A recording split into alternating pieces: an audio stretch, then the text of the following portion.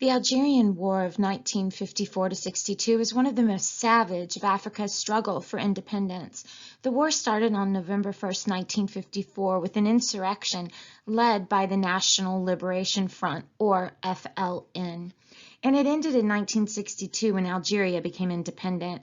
It was never a straight struggle between Algerians and the French government, however. It eventually became a four-way conflict between the Algerian nationalists, the French government, the European colonists, and, in the final stage, General Charles de Gaulle.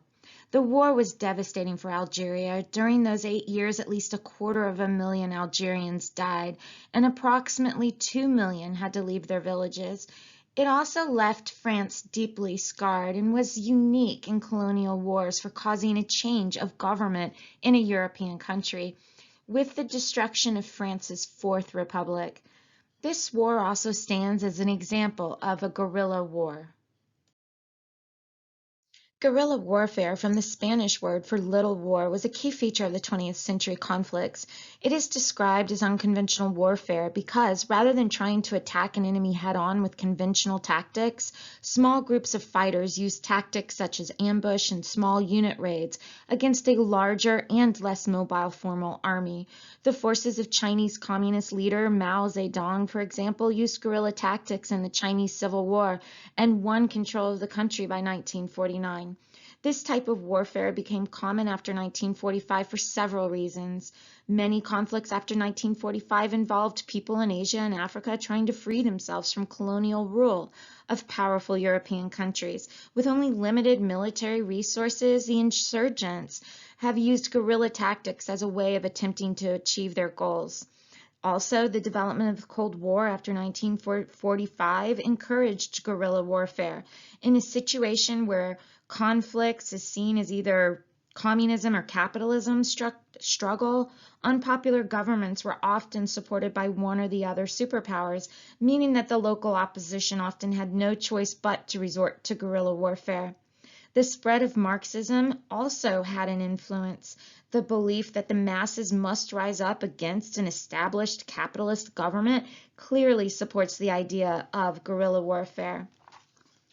Also, in a post-Cold War world, guerrilla warfare has become increasingly central, such as seen in Al-Qaeda's war against the West, because democratic political systems are particularly vulnerable to guerrilla tactics. Technical developments have also enabled insurgents to become more formidable warriors than was possible at the beginning of the 20th century, taking advantage of global distribution of weapons such as shoulder-launched missiles and powerful small arms. Lastly, the international coverage of mass media now provides the kind of publicity that guerrilla fighters need in order to win support for their cause. The combatants in this war was confusing at times. It was a three-sided war. On one side, you had the FLN. They were the native Muslims fighting against income inequality, poor economic conditions, and a lack of land ownership. You also had European colonists known as the Pieds Noirs. They were a population of European descent with French citizenship, and they dominated economic and political life in Algeria. Lastly, you had the French government led by the French Foreign Legion, and their goal was to assassinate and retaliate. You get massacres, mass incarceration, ironically in concentration camps. This is 1954, 10 years since what Hitler did in Germany, and yet they're still using concentration camps. The French Foreign Legion in itself is a group still in existence that was trained to kill. Later, it turned to a four-sided war as Charles de Gaulle got involved after the fall of the Fourth French Republic. These are the causes of the Algerian War. Algeria had been colonized by France in the 19th century, and by 1841 there was already 37,000 French settlers, known as the colons, or later called the Pieds Noirs, or Blackfeet, by the Arabs because of the fact that they wore cheap black shoes. By 1945, there were about 1 million Pieds Noirs, many of whom had been born in Algeria and who regarded it as their home. The Pieds Noirs were an extremely diverse group, both in terms of wealth and of political beliefs. The extreme conservatives among this group, who resisted all change, were known as the ultras. There was also, however, liberals who supported reforms of some kind. The official French policy with regard to colonies was one of assimilation. This was based on the idea that French civilization was superior to all others, and that the colonies would therefore benefit from being integrated into all aspects of this civilization, its social and political institutions, French citizenship, and the French language. Thus, colonies were seen as departments, the primary region divisions of France itself, which in the case of Algeria had direct political representation in Paris. In the words of Arthur Girault, the idea of assimilation is not separation, but on the contrary, an increasingly intimate union between the colonial and the metropolitan territory, the colonies theoretically considered to be a simple extension of the soil of the mother country. This view was particularly true of Algeria, which was dominated by the French more than any of the other French colonies, which was seen as an integral part of France. In reality, however, French rule was racist and condescending. For the 1 million Pied Noirs living in Algeria, maintaining the French connection was essential, as it gave them social advantage over the indigenous Algerians. Muslims' lands had been expropriated, and only 2% of the population owned 25% of the land. Pied Noirs earned substantially more than the Muslims, who also suffered from high unemployment rate. This situation was not helped by the fact that the French government prevented industrialization and development of certain areas of the agricultural sector in order to prevent foreign competition with France. With regard to education, there was only 1,400 primary schools for 200,000 Europeans, and only 699 schools for the 1.2 million Muslims. Thus, the Muslim population was in a state of near illiteracy by 1945. World War II had a decisive impact on colonial resistance movements throughout Asia and Africa. The European colonizers had been revealed as vulnerable. France had fallen to the Germans, the British colonies of Singapore, Hong Kong, and the Malay had fallen to the Japanese. The Japanese had also helped stir up nationalism through their anti-European propaganda and their promotion of local officials. Their ruthless subjugation policies had also encouraged the emergence of national leaders such as Ho Chi Minh in Vietnam, leaders who wanted to resist not just the Japanese but also European rulers when they tried to return after the war. Both the USA and the USSR after 1945 expressed their opposition to imperialism, and the founding of the UN with its emphasis on human rights and freedoms also undermined the whole concept of imperialism. Nevertheless, the French government had no intention of fundamentally changing its colonial policy. In 1942, Farhat Abbas, representing Algerian Muslim political activists, had drawn up his Manifesto of the Algerian People. This demanded the condemnation and the abolition of colonialism, plus self-government and a constitution, allowing for immediate participation by Algerians in their own political affairs. Yet these demands were ignored, and in fact, Abbas's moderate nationalist party was dissolved in 1945. Meanwhile, Charles de Gaulle called a conference of colonial administrators in Brazzaville, in the Congo in 1944. The conference promised a new French community that would abolish the worst aspects of colonialism, yet there was no suggestion of any move towards self-government. Indeed, René Pleven, a prominent French politician, asserted in his speech at the conference that there are no people to liberate, and that colonial subjects do not want to know any other independence than the independence of France. De Gaulle did, however, concede to local assemblies. Frustration at this situation exploded as early as 1945. During celebrations for VE Day, or Victory in Europe, In the predominantly Muslim town of Sétif, national banners, which had been banned, appeared. When police tried to seize the banners, fighting broke out. The result was attacks on Europeans, including murder, rape, and robbery.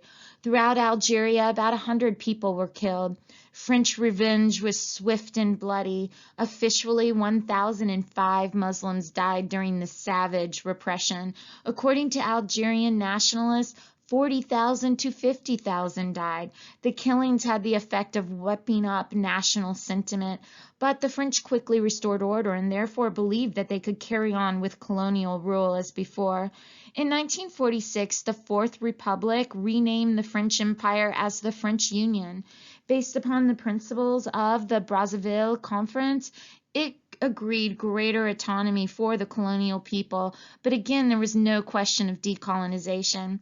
In 1947, the Muslims did get the right to vote in Algeria, but out of the elected assembly, 60 of the deputies were to be elected by the Pied Noirs, 60 by the Muslims, who were 90% of the population. Pied Noirs and Muslims each sent 15 deputies and senators to Paris. In 1956, only 8 out of the 864 higher posts in the administration were held by Muslims. In addition, because many Pied Noirs believed that Muslims should not be able to vote at all, elections were rigged. The Pied Noirs, who had immense influence through their deputies and pressure groups, also stopped any reforms that threatened their interests. This period was known as the era of broken promises, and even moderates like Farhat Abbas became disillusioned. He became a leader of the revolutionary FLN along with Ben Bella. The FLN was set up in 1954 in Cairo and aimed to wage a guerrilla war against the French. Its first proclamation stated that independence was to be reached by whatever means were necessary, and that the struggle may be long, but the outcome is certain. It is important not to look at Algeria in isolation from events that were happening elsewhere. Arab nationalism was fired up by the success and leadership of Colonel Nasser in Egypt, who had overthrown King Farouk in 1952. In addition, the French had been defeated decisively by the Viet Minh insurgents in Vietnam in 1954. Even before that, Cambodia and Laos had gained independence in 1953. Meanwhile, in 2 other French colonies in West Africa, Morocco and Tunisia, were granted independence in 1956. Discontent among Muslims rose during the 1940s and 50s. They had an illiteracy rate that was very high in their native language of Arabic, which affected their religion since Islam requires you to read and recite the Quran, which is only found in Arabic, not in French, not in any other language. It's just Arabic. You recite your prayers in Arabic as well. They're not really receiving any schooling or anything because the French really wanted them to assimilate, and assimilate meant Christianity. It meant religion being like that, and language and all of that stuff. Also, when unemployment was really high, the rates affected them greatly, and they lacked political involvement as well. And this led them to form their own party, the FLN. This is the nature of the Algerian War, and in a sense what we're looking at is how was this war fought? The first attack by the FLN was launched on November 1st, 1954, and was immediately dismissed by the French as another uprising that could easily be contained. A far more serious attack upon the Pied Noirs and French forces was launched upon the town of Philippeville in August 1955. Here, a massacre by the FLN left 123 Muslims and Pied Noirs dead. The French retaliatory actions, according to French sources, killed 1,200 people, or, by some estimates, 12,000 people. This policy set the exact pattern of the war. Basically, the FLN would go and use guerrilla tactics, which meant small hits and run, whereas the French army then would go in and retaliate massively using conventional weapons. Both viciously attacked civilians to discourage support, and non-combatants will suffer the worst during this war, as we're going to see in our next example.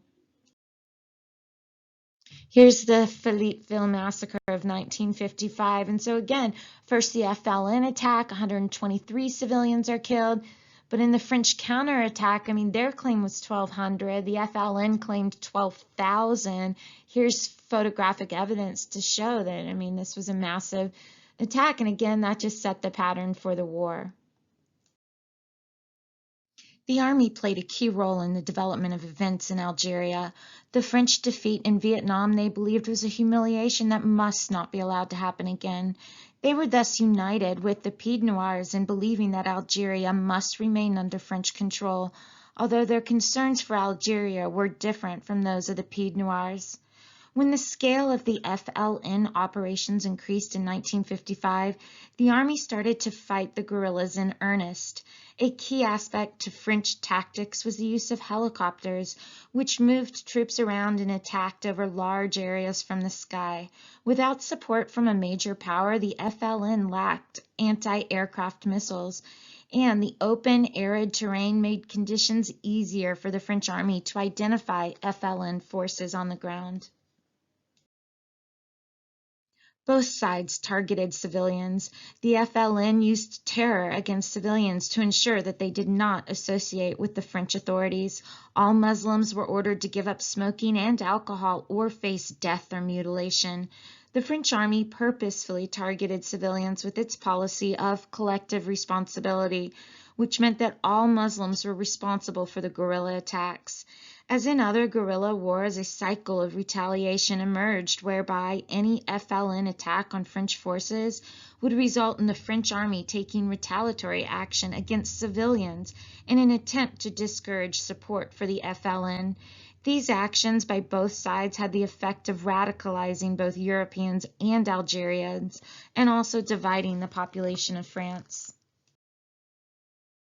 The FLN was quick to realize the importance of international support and worked to develop worldwide backing for its cause. Thus, thanks to pressure from the Arab League, the Algerian situation was discussed at the UN and again in the Bandung Conference in 1955. FLN delegations were sent to Eastern and Western Europe, the USA, China, India, and Latin America. This tactic resulted in both moral support for the guerrilla fighters, with the UN putting pressure on France regarding its Algerian policy, and also material support. Weapons came to the FLN from other Arab countries, but also surprisingly from Britain and the United States. The army had the opportunity to assert its control over the direction of the war, and indeed Algeria itself, during the Battle of Algiers. In September 1956, the FLN began an attack on the capital, one that involved brutal terrorist attacks against Europeans, Arab collaborators, and armed forces. Here was an attempt by the FLN to gain more international attention, and particularly shocking was the placing of bombs by Muslim women in cafes that were popular with Pied Noir families. Yet moving their action into cities was a high-risk strategy for the guerrilla fighters. The French general Jacques Moussac and the 10th Paratroop Division, endowed by Lacoste with the powers of civilian police, used torture and terror to destroy the FLN hideouts. The French historian Benjamin Stora described the Battle of Algiers like this: "It was truly blood and shit. A horrendous battle during which bombs blew dozens of European victims to pieces, while paratroopers dismantled the networks by uncovering their hierarchy.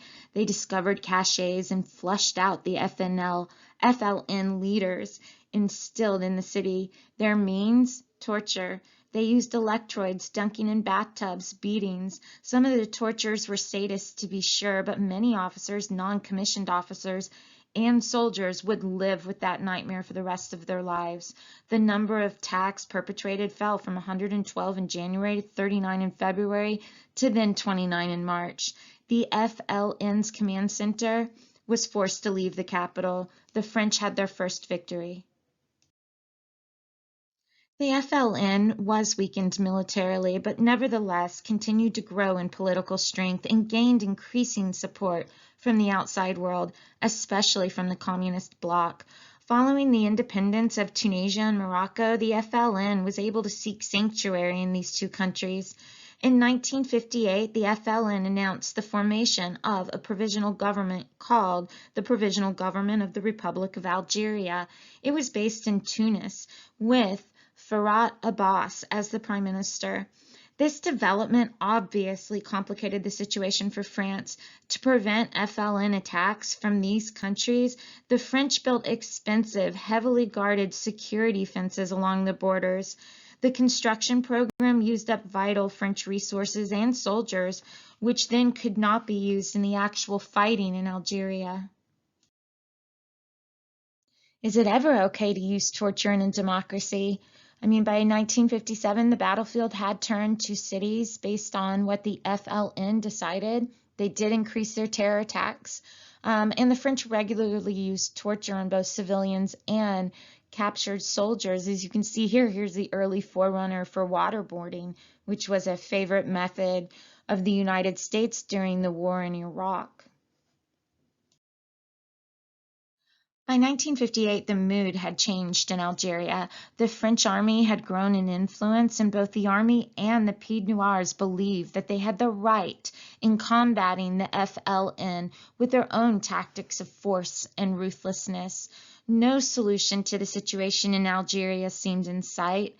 The French faced international condemnation for their actions in Algeria, and opposition to the army's methods grew within France.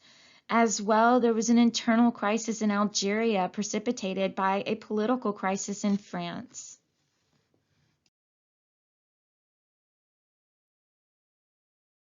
Following their victory in Algiers over the FLN, the army concluded that they could not trust the existing French government to keep Algeria under French control. The Pied Noirs were also appalled at the apparent weakness of the French government, and a new government under Pierre Philippeville, which included no sympathizers of the Pied Noir, provided the trigger for a direct challenge to the young French administration. On May 13, 1958, those opposed to the French government instigated a mass demonstration in Algiers in an attempt to intimidate Philippeville's government. Violence broke out and a committee of public safety took over political power under the control of General Massou. It was clear that the army and the Pied Noirs were united in direct and open opposition to the government in Paris.